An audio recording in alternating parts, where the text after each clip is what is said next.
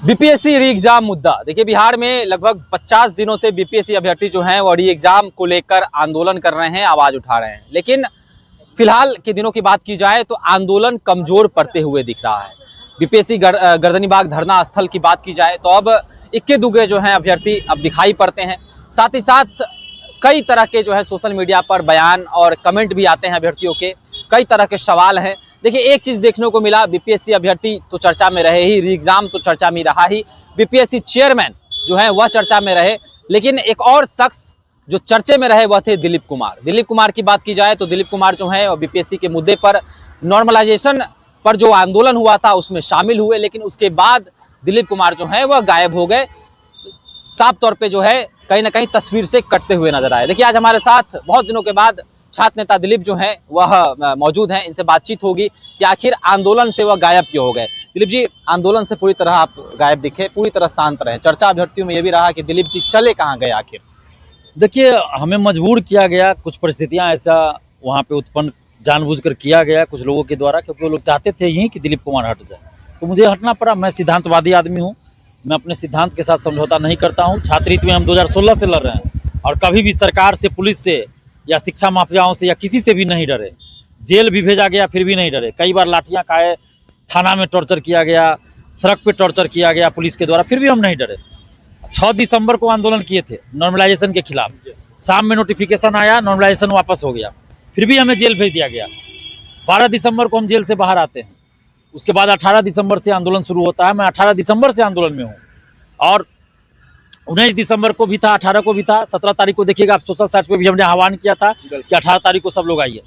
लेकिन आंदोलन में ऐसा हुआ कि जो कोचिंग शिक्षक वहाँ थे वो लोग और 5-6 चेहरे जो आप देख रहे होंगे, कभी प्रशांत किशोर जी के साथ, कभी आरजेडी के नेताओं के साथ, कभी बीजेपी ऑफिस में तो कभी कांग्रेस ऑफिस में, तो उन लोग 5-6 लोगों ने और कोचिंग शिक्षकों ने हमारे ऊपर दबाव बनाना शुरू किया कि आप सिर्फ री एग्जाम की मांग कीजिए, जांच की मांग नहीं कीजिए। हम मांग क्या कर रहे थे कि 17वीं बीपीएससी परीक्षा रद्द हो और री एग्जाम हो।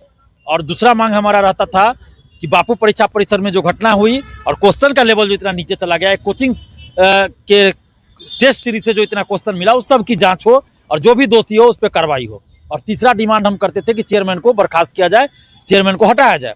तो ये लोग हमें मना करते थे कि नहीं, सिर्फ री एग्जाम की बात कीजिए, जांच उच की बात तो नहीं कीजिए। तो हमको आश्चर्य लगता था कि ऐसा क्यों कर रहे हैं। और मेरा कहना था कि जब तक वो लोग भी नहीं पकड़े जाएंगे जो पेपर लीक में संलिप्त रहते हैं, तो फिर आगे भी परीक्षा होगी तो फिर वही गड़बड़ होगी। और फिर ये लोग 19 तारीख को मेरे ऊपर दबाव बनाने लगे कि खान सर आएंगे तभी एग्जाम कैंसिल होगी, ये पॉलिटिकल पार्टी के नेता लोग आएंगे तभी कैंसिल होगा एग्जाम, और खान सर आएंगे तभी परीक्षा रद्द होगी। तो हमने कहा कि भाई, यहाँ अभ्यर्थी जो है गर्दनीबाग में ही आरोप लगा रहे हैं खान सर पर कि उनके कोचिंग के टेस्ट सीरीज से बहुत सारा क्वेश्चन मिला है, क्वेश्चन का लेवल उन्हीं के लेवल का है, और उन पे आरोप लगा रहे हैं कि वही सेटिंग में शामिल है।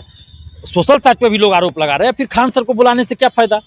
पेपर लीक के खिलाफ आंदोलन कर रहे हैं और उनको बुला रहे हैं आंदोलन में, तो इससे तो आंदोलन कमजोर होगा। लेकिन ये लोग कहने लगे कि नहीं, खान सर आएंगे तभी एग्जाम कैंसिल होगा, और खान सर बोल रहे हैं कि दिलीप कुमार रहेगा तो हम आंदोलन में नहीं आएंगे।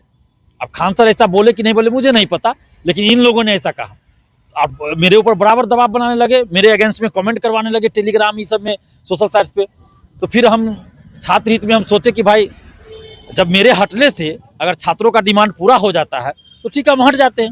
क्योंकि हम कभी भी आंदोलन करते हैं तो छात्र हित में करते हैं, कोई जो मुद्दा रहता है वो मुद्दा सॉल्व हो जाए, वो डिमांड पूरा हो जाए। अगर मेरे हटने से वो डिमांड पूरा होता है तो ठीक है, हम हट जाते हैं। कभी भी हम नेता बनने के लिए या चेहरा चमकाने के लिए आंदोलन नहीं करते हैं। 2016 से आंदोलन कर रहे हैं। अगर हमको नेता बनने के लिए, चेहरा चमकाने के लिए आंदोलन करना होता तो 2020 में भी हम किसी पार्टी से टिकट लेके चुनाव लड़ जाते, या अभी तक कोई पार्टी ज्वाइन कर लिए रहते। शुरू में हम लोगों ने बहुत सारे शिक्षकों से, कोचिंग शिक्षक नेताओं से आंदोलन में समर्थन मांगा था। 16 और की बात कर रहे हैं।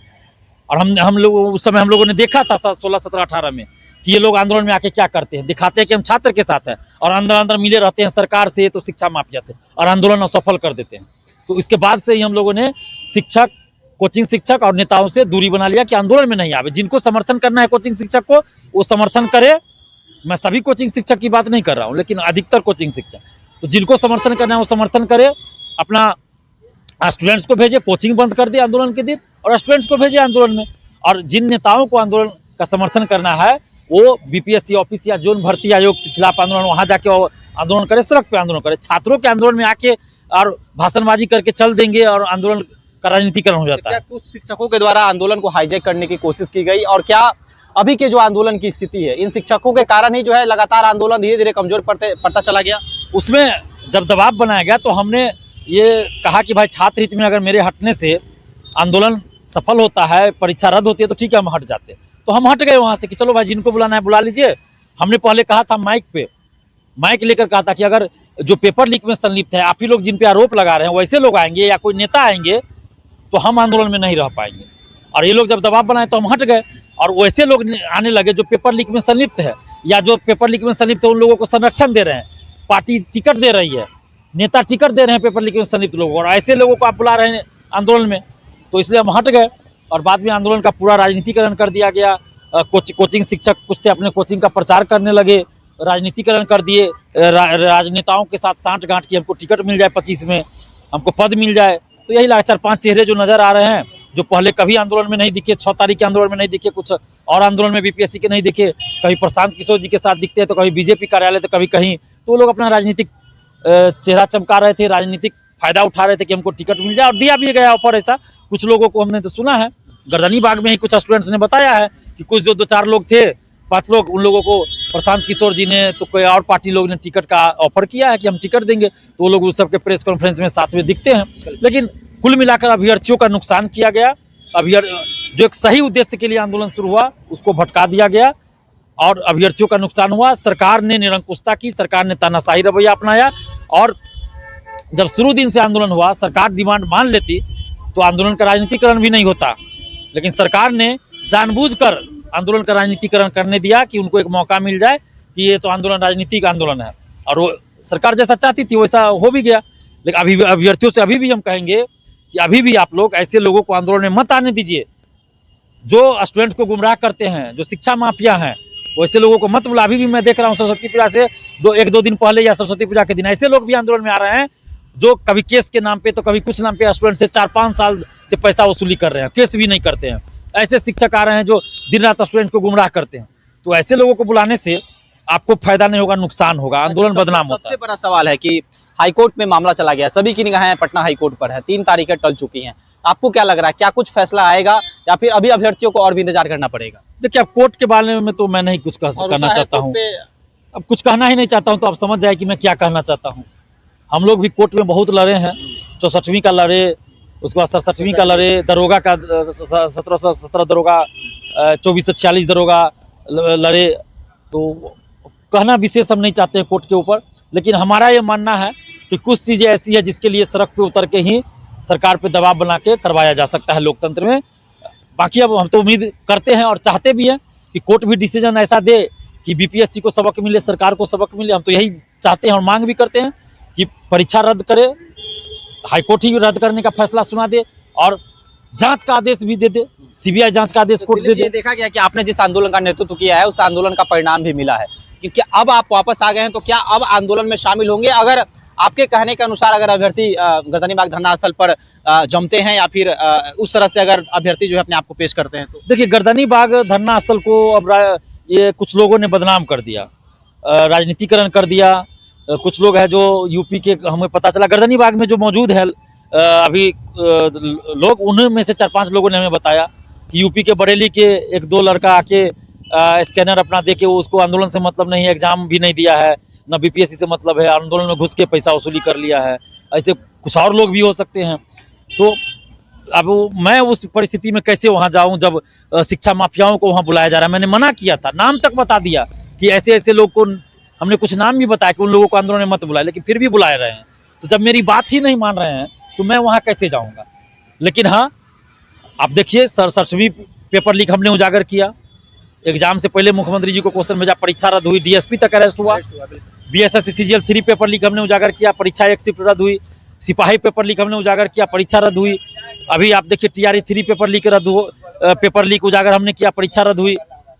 तो अभ्यर्थी अगर हमारा साथ दे, छात्र आंदोलन का मतलब छात्र आंदोलन हो, मैं शुरू से कहता आ रहा हूँ कि उसमें छात्र छात्राएं रहेंगे तो आंदोलन का असर होता है, सरकार पे प्रेशर होता है, सरकार डरती है। लेकिन जैसे ही आंदोलन में राजनेताओं का आना जाना हो जाता है तो फिर राजनीतिकरण हो जाता है, तो सरकार उसको सीरियसली नहीं लेती है।